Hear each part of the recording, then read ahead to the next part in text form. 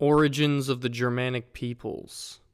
Around 500 BC, a group of Indo-European descendant tribes in the freezing cold taiga and tundra of southern Scandinavia had a new ethnogenesis. They had become the Germanic ethnicity, a people that would arguably be what created the essential backbones of the modern Western civilization. This new ethnicity would eventually migrate down southward into Central Europe, where they would have some of the best geographical advantages in Europe. They weren't too far north, south, east, or west. They were right in the center of everything. During later centuries, the Germanic tribes became extremely warlike due to living in the cold, harsh conditions of their homeland. First religion of the Germanic tribes. The Germanic tribes, during their prehistory, believed and practiced a form of polytheism. The gods of the Germanic peoples were very similar to the gods of the Norse, since they had spawned in the same region of Europe. They had many creation myths, the most notable being from the poems of Völuspá. In these poems, it tells of a great void at the beginning of time called Ginnungagap. Odin and his brothers created the world and the first humans, and in the center of the universe is a gigantic cosmic tree called Yggdrasil. The main deities of Germanic mythology are Odin, the god of war, Odin's wife Frigg, Thor, the god of thunder, and Odin's preferred son. Thor had some siblings named Loki and Balder. There was a goddess of fertility and love named Freya. There was a race of giants called the Jotnar, and finally, there were several different outer worlds besides Earth, such as Asgard, Valhalla, Jotunheim, etc. In the English language, we get several of the days of the week named after the Germanic deities. Tuesday was named after the god Tu, who was associated with war. Wednesday was named after Woden, or Odin. Thursday was named after Thor, and Friday was named after Frigg. Conflicts with the Romans. It all started when the Roman Republic had barely set up a foothold in the southern areas of the Celtic land of Gaul. The Germanic tribes were still in the process of situating themselves into Central Europe at this time, while fighting the Celtic tribes who used to inhabit most of the uncivilized regions of Europe. It was usually the Romans fighting the Celts, and the Germans fighting the Celts most of the time, until during the 100s BC, when a group of Germanic tribes called the Cimri attacked the Romans. There were a series of battles in the Cimbrian War between the Romans and the Germans around the Rhineland. The fighting never led to a victory on either side. Then, during the 1st century BC, a high-ranking Roman general named Julius Caesar had successfully conquered the entirety of the Celtic land of Gaul. A few years later, Caesar commanded the Roman Republic military to finally conquer into the land of Germania. They had actually taken over the western areas of Germania until a Germanic Roman military officer named Arminius double-crossed the Republic and sided with the Germans and sabotaged the Romans in the Teutoburg Forest. It was one of the most catastrophic ambushes in Roman history. This event caused the Romans to retreat from Germania. They attempted to reclaim their lost territories in Germania, but it was a fruitless effort to try to conquer such a harsh terrain full of harsh people. Eventually, the Romans decided to avoid the area. Arminius was a Germanic prince of a pro-republic tribe. He integrated himself into Roman culture and joined the military. He became a high-ranking officer. After fighting in a faraway war on the other side of the Republic, he was tasked with aiding the Roman conquest of Germania. This is when he had double-crossed the Republic. Throughout the later centuries, the Germans and the Romans commonly clashed with one another on the borderlands between the Roman Empire and Germania. Migration period.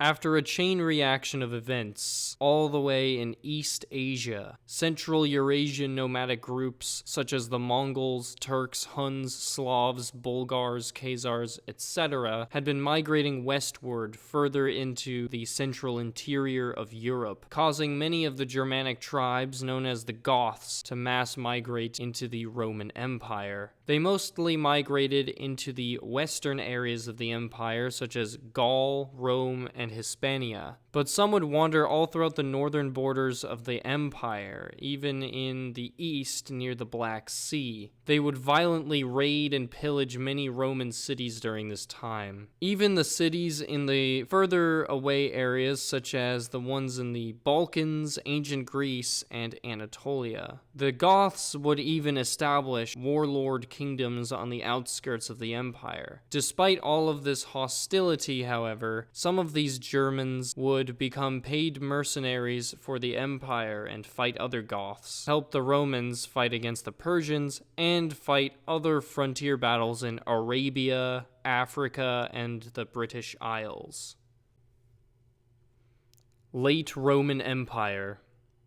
By the time the Goths were mass migrating into the Western Roman Empire, it had grown highly decadent. The upper classes and Roman aristocracy, including the emperors, were extremely hedonistic and uncaring of the integrity of the empire. At this point, it was cheaper to just pay the Gothic barbarian warriors to be mercenaries to fight all of their wars for them, instead of having an official organized Roman military. There was rapid inflation in the empire as well, causing most of its citizens to become poorer and resort to crime. The quality of life in the empire had been exponentially declining. Since the times were getting harsher, more and more people began to convert to the new religion of Christianity. The Western Roman Empire was slowly dying from the inside out.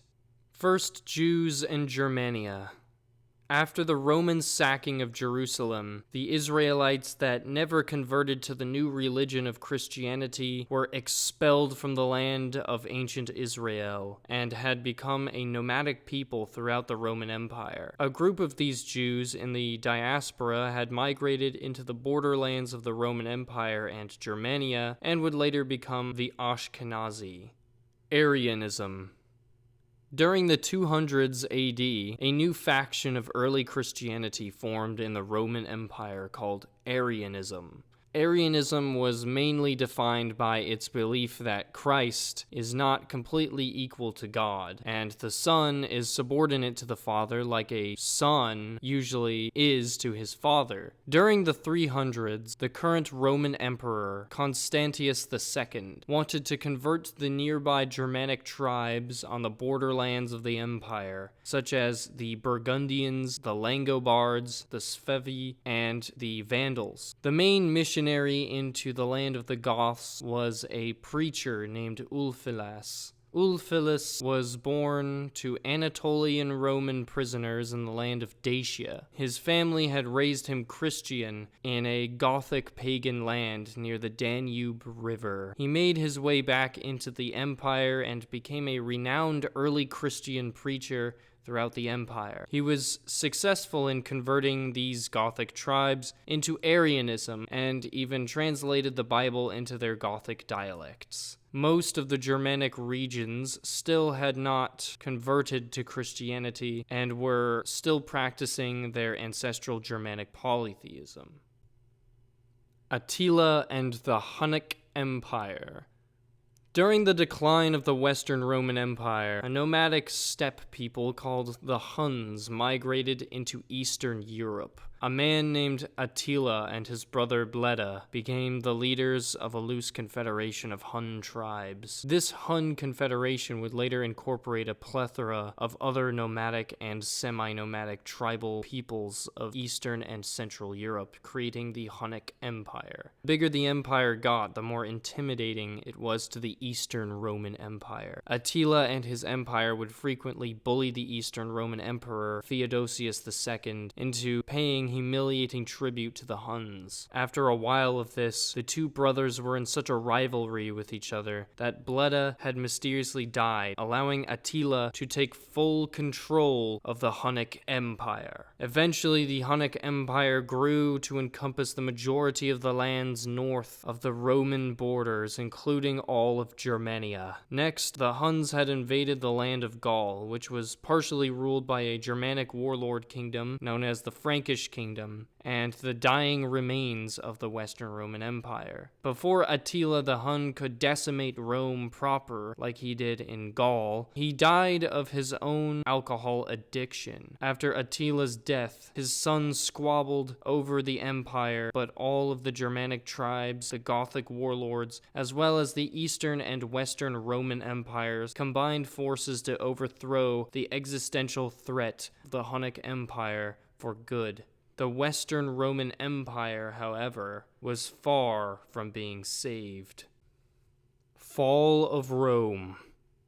After centuries of decadence, political turmoil, and economic decline, the Western Roman Empire was a shell of its former self. Barbarians roamed the countryside, and the cities were impoverished. Gothic warlords had already seized control over large areas of the dying empire. The Frankish kingdom under Clovis I had taken over Gaul. The Romans had abandoned their territory in Britannia to focus their efforts on fighting the Goths. The Visigothic kingdom under Euric had taken over most of Hispania. The Vandal kingdom under Gaiseric had taken over what was left of the Western Roman North African region. And finally, the Ostrogothic kingdom under Odoacer had taken over most of the Roman peninsula. After several sackings of the city of Rome, the final Gothic incursion into Rome happened in 476 AD, when Odoacer disposed the last Roman emperor named Romulus Augustus from his throne and abolished the Western Roman Empire.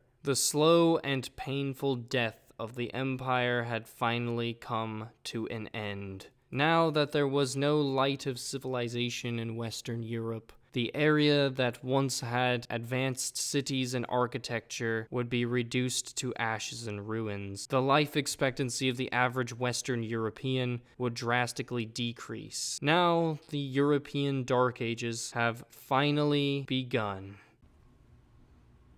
Gothic War.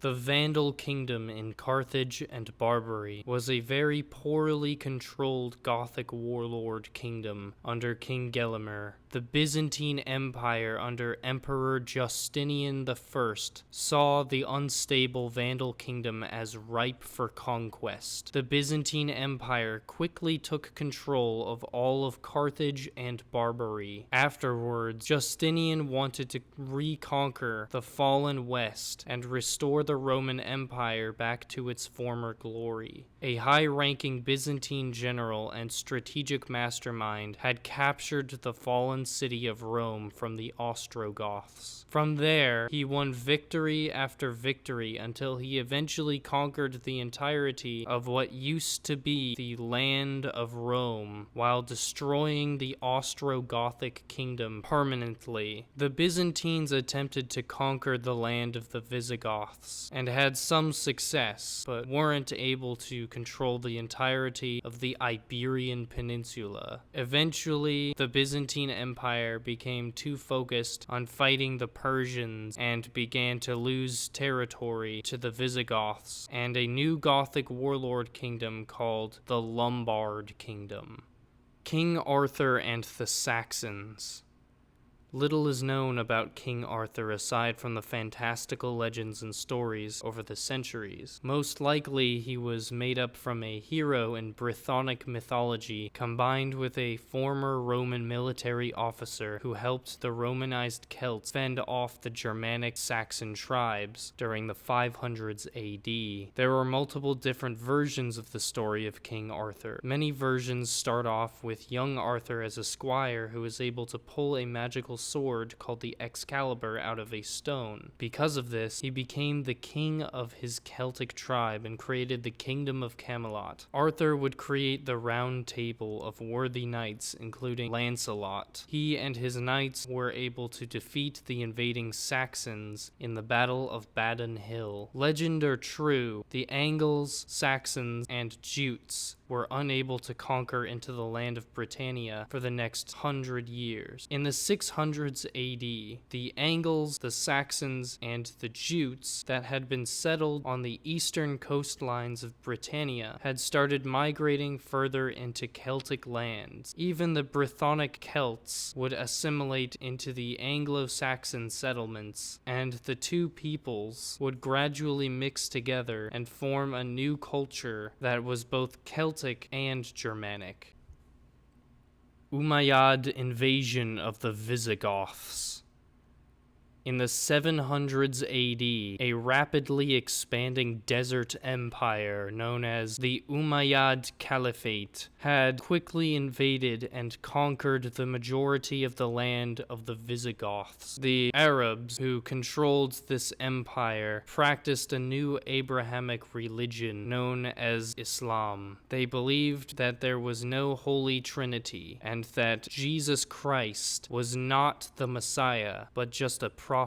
They believed that an Arab named Muhammad was the new prophet of Allah and the archangel Gabriel. Muhammad's successors conquered everything in their path to forcibly spread their new religion as far and wide as possible. The Arab conquest of the land of the Visigoths drastically changed the history of this region. The Arabs had mass converted their conquered subjects to Islam, and some of the Arabs possibly settled in the region and slightly mixed into the population. One Gothic kingdom, known as the Kingdom of Asturias, however, held out against the Caliphate and remained devoutly Christian. The Visigoth Muslim converts were treated as second-class citizens under the Caliphate along with the Jews. That was until the Abbasid Revolution, which would overthrow the Umayyad family and bring the Islamic world into a golden age of new knowledge and a higher quality of life. Even though it was the Al-Andalus who ruled over the land of the Visigoths, Al-Andalus was very tolerant to other religions during the 800s. There was a rise of literacy as well as new forms of mathematics, philosophy, and other intellectual subjects not seen by the Visigoths since before the fall of Rome. Battle of Tours. Shortly after the successful Umayyad invasion of the land of the Visigoths, the Caliphate ruled by Caliph Marwan II wanted to conquer the land of the Franks to the north. A Caliphate army led by Abd al-Rahman managed to invade and conquer into a Frankish warlord kingdom known as Aquitaine, ruled by King Otto. The king had no choice but to ask for help from his rival, the Frankish kingdom, ruled by King Theuderic IV. A Frankish military leader named Charles Martel was put to the task of defending Europe from the spread of Islam. Ever since the Pope in Rome had gotten involved, this battle would become a religious one. Charles, with his eager army of Franks, had defeated the Arabs in the Battle of Tours. Charles, the Hammer, became a hero in Christendom. Charlemagne and the Frankish Empire. After the Franks had reabsorbed Aquitaine back into the Frankish kingdom, King Pippin took power and would later inspire one of his sons, Charlemagne, with his ideas of creating a new empire of Christianity. Pippin's two sons were Carloman and Charlemagne. The two brothers were rivals for as long as they could remember. Even though Carloman was the younger sibling, he was able to become king of the Franks for a short time. He had conveniently died died of natural causes, allowing Charlemagne to become the new king of the Franks. Charlemagne hated the pagan German tribes who had been raiding and pillaging the Frankish kingdom for centuries. So he sent armies to finally subdue them and forcefully convert them to Christianity. The Franks had destroyed the sacred pagan tree Irminsul and built a Christian church in its place to brutally crush all belief in the Germanic gods. Ashkenazi Jews from Francia would migrate into Germany afterwards. The Frankish Empire would later conquer the Lombard Kingdom and other places in the land of the Ostrogoths. The areas in Eastern Europe, such as the lands of the Avars and the Croatians, would be conquered by the Franks. Finally, an area of the now Islamic land of the Visigoths were conquered by the Franks. Most of the territorial expansions by the Frankish Empire were for religious reasons, to forcefully convert non-Catholics and non-Christians. After all of the territorial expansions of the empire, Charlemagne went to the papacy in the city of Rome and was crowned as the Emperor of the Romans, a short-lived island of prosperity in the vast ocean of the Dark Ages emerged. In the Carolingian Golden Age, there was increased literacy and stronger ties to the church and the Byzantine Empire. Charlemagne even wanted to marry a Byzantine princess to unite the two empires to restore the Roman Empire after centuries of chaos and anarchic barbarism, but nothing came of it. Charlemagne eventually made his son the new emperor of the Frankish Empire. The new emperor was not nearly as successful as his father, so he divided the empire into 3 kingdoms, which he would give to his sons: East Francia, Middle Francia, and West Francia. East Francia would later become the Holy Roman Empire. Middle Francia was just a border kingdom that would be absorbed into the West and East kingdoms, and West Francia would later become the Kingdom of France.